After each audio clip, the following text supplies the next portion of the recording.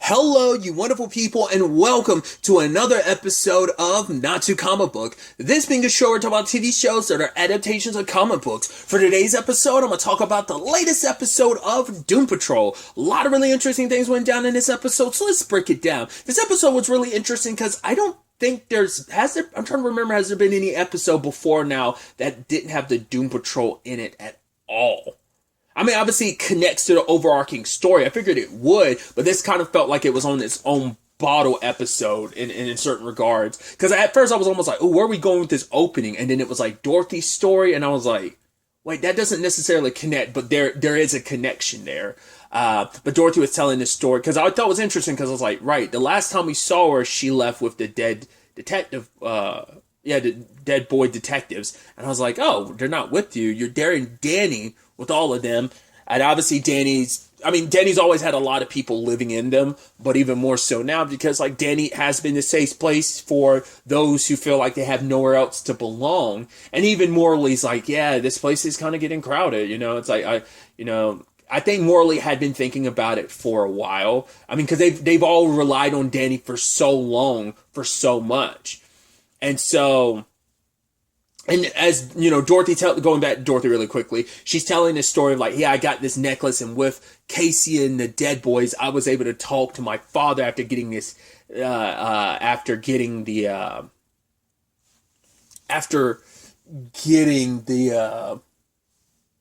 necklace, and I was able to have a seance and tell my father everything I was able to wanted to tell, which I thought was interesting. I was like, you think they probably would have included it actually in the show? I was like, oh, but I guess it's just one of those things. I was like, maybe they just couldn't get Timothy Dalton just to be able to do that or something. That's what I was thinking, but it plays into the story, which we'll get to later. But you can tell the entire time Dorothy's a little like agitated the entire time, and I was like, There's also a part of me that, like, jumping ahead a little bit, like, there's a part of me that kind of thought that was kind of a story she concocted, but I wasn't for sure. But it's like, because she seemed like so angry and just irritated, like, and I guess I could tell, like, right, being around all those people, it's just seeing them kind of have people, because like, they treat her like family, but they're not her family. They only, like, obviously her mom's long since been gone, her dad is gone, and she kind of has no one.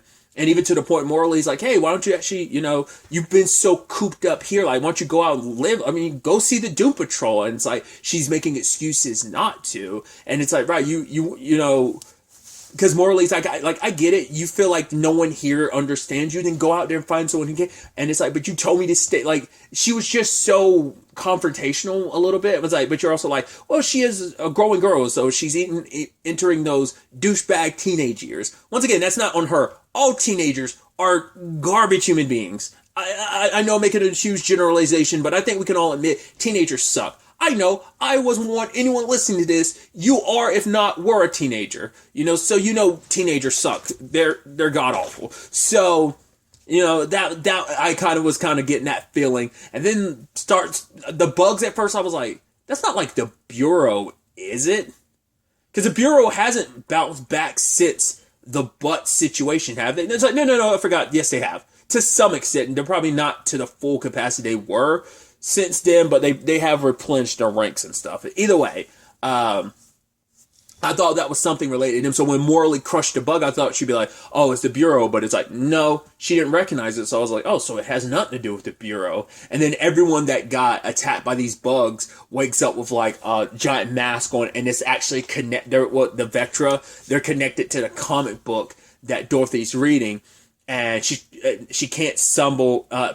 Jesus, I'm fucking up all my words. She couldn't summon the candle maker, and I was like, at first I was like, oh, could you not do it because you're losing your powers? I do think it's interesting that you didn't like, not even any other friends. At first I was wondering, but I thought that was like she had lost her powers, and she hadn't really told anyone. We'll get to that in a second.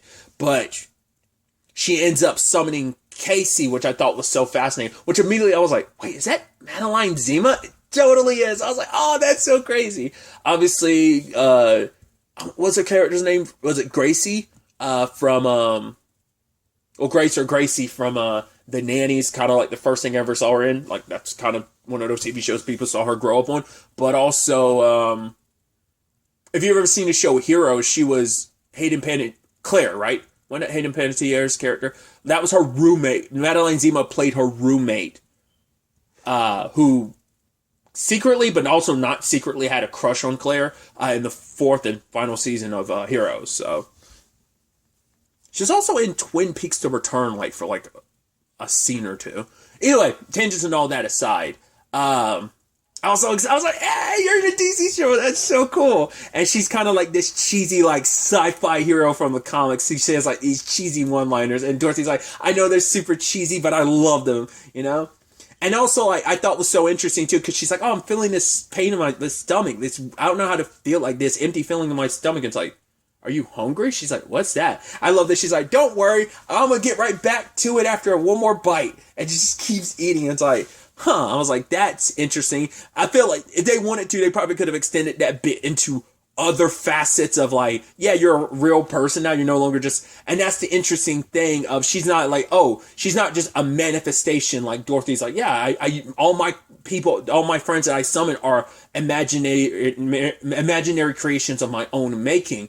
Casey actually is literally ripped from the comic book. So I guess Dorothy's power, and her power just in general, was a powerful imagination, and I guess it means even being able... I wonder, is Casey a special case? Pun intended. Or is it a situation of it is just like a natural extension of Dorothy's imaginative powers, and it's just like, right, here, what I meant is it because it's like, is this a one type of situation deal of pulling Casey out, or if she focused, would she be able to pull other stuff out of the comics? Obviously, yes, there is the super meta-ness of it of like, hey, this is a comic book character brought into real life in a TV show that is a live action adaptation of comic book characters. You know, there's a meta level to it, which DC I feel like has gotten very meta about that in the past. Like obviously, like there's been instances in the shows. I don't think they've done it much in the movies, but they've done it in the show. Well, no, they've done it a little bit. Like Shazam has like merchandise of like, there's a T-shirt with Aquaman, or maybe it was like a poster in the first Shazam. So there's that. But even like some of the Arrowverse shows of like there's comics and toys based around superheroes. So, you know, there's that level of it. So,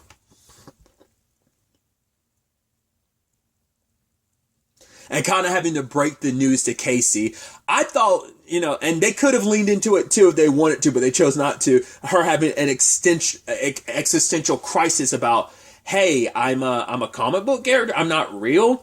Because Dorothy knows her entire backstory. It's like, yeah, like you got your typical tragic thing of your main villain is actually your father. An experiment went wrong, turned him into what he is. Your mom sacrificed herself to save the universe. You trained yourself so that you could take down your father, which you've done. You've battled and taken him down 143 times. But the difference is now you're in the real world. It's like, hey, it's a comic book, like, and which maybe there's a meta storyline to that too of like, oh, like, you know, the whole thing of like, oh, death means nothing because you can always resurrect the character and use them again if you want to. Like, no one stays like perma-dead in something. So for her to be in the real world now being like, oh, but there is such thing as perma-death in the real world. I feel like that's a little meta in that regard too. But that's actually what stopped her from fighting her father, because she's like, yeah, I fought him 143 times before, because yes, he's a bad guy and stuff, but she's like, in this instance, he's always come back before. But you saying that if death is permanent here, what if he doesn't come back this time? And you could tell that conversation really struck a chord with Dorothy, because she's had to deal with death and you know, recently, obviously with her father.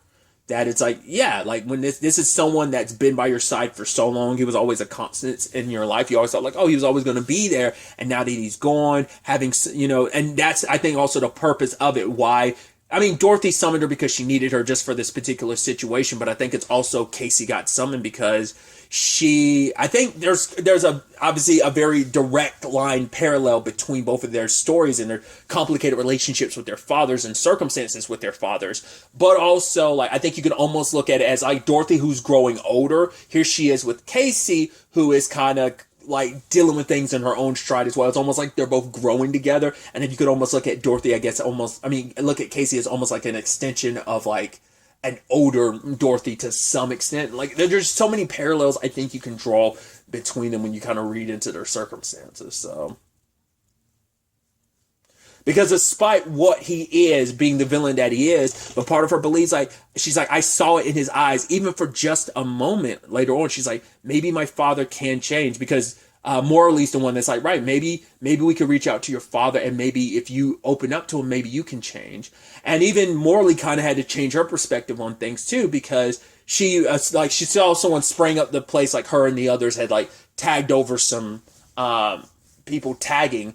And the moment she went over, found out like, oh, the guy was like, no, like I want to show, like, no, I'm supporting you, that you're not in this alone, that not everyone feels that same way. And it's like, right. It's a sad thing of like when you live in, when the world, when you feel like you're kind of backed into a corner because like so much of the world hates you, for being different, that you can't express yourself and just be you. You kind of forget, like sometimes like, oh, you kind of get swept up and you forget like, right, there are good people out there too who want to help, who are allies. So I think that's what really inspired Morley to try and help. And they ended up painting that memory she had of her dad. She's like, I don't remember where it's coming from, but just like this, she's like, I don't even call it a memory, but she's like, this little blank, like this like thing just like pops in my head of my dad pushing me on the swing.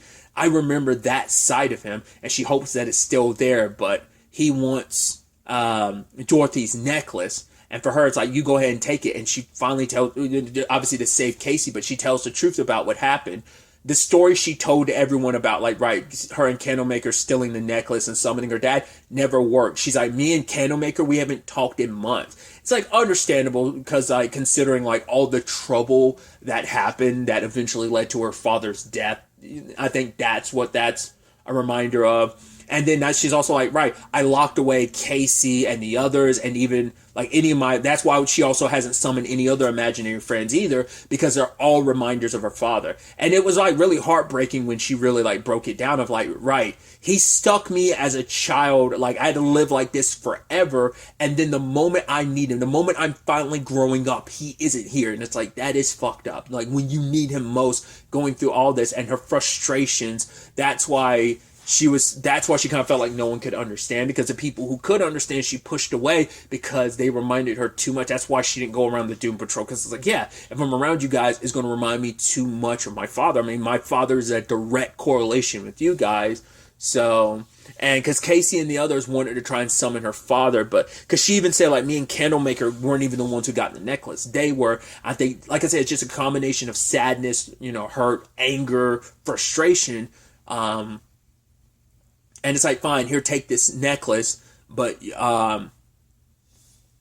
your daughter, she needs you right now, needs you to be the person that you were before for her sake. The fact is, when she needs you the most, it's fucked up that you're not there for her. And you could tell it did resonate with him, but he still leaves. So, but when we find out in the grand scheme of things, he's working for the person behind the comics that Casey's from. So once again, it kind of reminds me of Supernatural, and there was something else. There was some other series I was thinking it could remind me of, because with Supernatural, it's the whole Chuck thing. The first introduction to Chuck was like, hey, you guys, Sam and Dean, you're actually characters in a book. And there was a whole conversation about him being a prophet. Then spoilers, obviously we find out he's actually God. So there was that whole thing. So it kind of reminded me of that in that regard. So, right, the other thing I was thinking of wasn't necessarily a series. It was making me think of Mr. Nobody, because he has those very similar powers. I didn't even think about, like, you could probably draw parallels between Dorothy's abilities and somewhat with Mr. Nobody's. Like, obviously his is, like, more reality shifting than hers are, but there's still reality bending elements to her power as well. So it kind of reminded me of that a little bit, too, just how he kind of rewrote reality and stuff, so. That scene's actually even sadder too, the reveal of the person who's writing the comic, because you see the last picture that person's drawing is the memory that Casey had. So it's like, right, the memory that she kept being like, oh, it doesn't feel like a memory, it's just something that pops in her head, because it's like, and even she had been like, and that was also a sad, once again, to be fair, we do kind of get some of the existential stuff at the very end, because she's like, hey, like, the fact is that everything about us is basically written by someone else. They dictate, like, everything that we've ever been through, every tragedy, this and that, it's like, yeah, it's because of someone like writing our story. Like, how much of us is real when we're just someone else's creation? Like, nothing we've ever felt, everything we've been through has been fake, which is really meta. Again, when you think about just like, anytime you create characters in a story, it's like, oh yeah, it is kind of effed up the things you'll put through a character through that you write. You never think from that character's perspective unless it's a fourth wall breaking character like a Deadpool or a She-Hulk. Where you just they'll recognize like, yo, this is jacked up what you're doing to me right now. Like, yo, this is terrible. So it kind of, but kind of hearing that perspective from her. But like I said, in that one, she's like, for that one moment, she's like, it did seem like my dad was really there. Which now you're almost like, well, was that really him? Had these characters found their sentience? Or is it just further creation of like, no, what you're feeling still, it's the whole thing of like, yeah, you're built a certain way. Like, are you going to become your own person when it's all said and done? Your father and you, I think could be the case. But that drawing of that memory implies like, what you're thinking you think isn't really, that even now you're in the real world, that's still a part of you. That the comics being drawn can still affect you. So your journey, with Dorothy, which we'll get to in a second, could still be influenced by the bad guy. I thought it was interesting too that they didn't show the person's face. I'm like, I wonder, is that going to be like a meta reveal? Like, is it going to be like someone who's actually a writer from the show, being in it, or like Jeremy Carver or whatever? Like, I don't know. I wonder, is it going to be like a well-known actor too? You're going to be like, oh, that's so-and-so. Like, we only saw them from behind and it made sure never to show their face. So that might be a big reveal on who that person is. Maybe, maybe not. It'd be really interesting to see what that's going to, that reveal is going to be. If it's going to be anything spectacular, or is it just going to be they make a joke of it by making it kind of seem like it's going to be something when in actuality it isn't. Subverting your expectations type of situation. But as I brought it up, Dorothy and Casey are going on their own adventure because Casey does believe like, hey, I can get my dad back. I know he's still in there somewhere. I do believe he can change, and Dorothy's willing to go with him with her. It's like, right, because I need to get out there, have an adventure of my own. Because I think by helping Casey, I think she's thinking she's going to be able to get some closure of her own. Because she says like, right, there are just some things that even she's like better left unsaid between her and her dad, because she wouldn't have had only nice things to say to her dad. There would have been some bad stuff as well. But and maybe this journey will be kind of her closure too. She is going to Cloverton, so meeting up with the Doom Patrol. Once again, her circumstances and theirs are all tied together. Maybe she could also help with, because the last time we left off, Rita was in her circumstances, so. This episode might actually be happening simultaneously with episode 3, considering the lady who showed up from last episode is here too. So it could be like the fact that she's only just showing up now handing over the necklace means it almost implies like these happen at the exact same time. So maybe that's also why they didn't cut to the Doom Patrol at all this episode, because these episodes are happening at the same time. But it isn't just them, because like I said, morally, after her experience out there realizing like, right, we can't just rely on Danny to keep us safe forever. We kind of have to go out there, kind of spread our wings and live our lives, because we stay here forever. We're not living, we're just staying here, which is fine. It's beautiful, but we're cutting ourselves off from just living our lives, because we're not just alone out there in the world. We have allies. We have to go out there and find our own safe spaces. And for Danny, it's like, yeah, you guys can leave whenever they're like, whenever you're ready. And they're like, yeah, but what if we're never ready? And I think you just have to give yourself time. And, that time comes from everyone. And this is Dorothy's time now. Her and Casey go off, and, Morley looks at them kind of leaving. So, but even that, you could definitely feel from the very beginning that Casey's dad had really quickly there was more to it, because it sounded like he was being forced when he was like, you don't need to be here. You don't need to be involved, daughter. Just let this go. Just leave it all alone, please. And she was like, please, you've never said please before. There was some of that humanity there, because, right, he wants to be back with his daughter, and I think he just, once again, how much of that's just written, how much of that is just him becoming a sentient person and a sentient entity all on his own, which you can't help but be like, man, I think that storyline's going to end tragically. Because it was also interesting, too, because Dorothy's like, oh yeah, I got this from Flex's room. It's like, where did he get it? I don't know. And you're like, that is interesting. That was kind of an interesting line of dialogue, but we'll see if anything will come of that. it's going to be really interesting to ultimately see where all of this ends up taking us going forward into the next episode. I'll be curious to see next time we see Danny. I mean, because Danny's always going to be that safe haven for people, but like some of the people, like morally, they'll probably pop in from time to time and check in on Danny, but they'll go out there and, create these safe havens on their own. So these safe places for everyone, who feels like they don't belong, kind of have a home when they feel like they don't have one. So it'd probably be like a whole cast of new people finding their place in Danny, so. But really, that's all I wanted to talk about. Until the next time we meet, be happy, be safe, live life to the fullest, and enjoy it. Good day, and good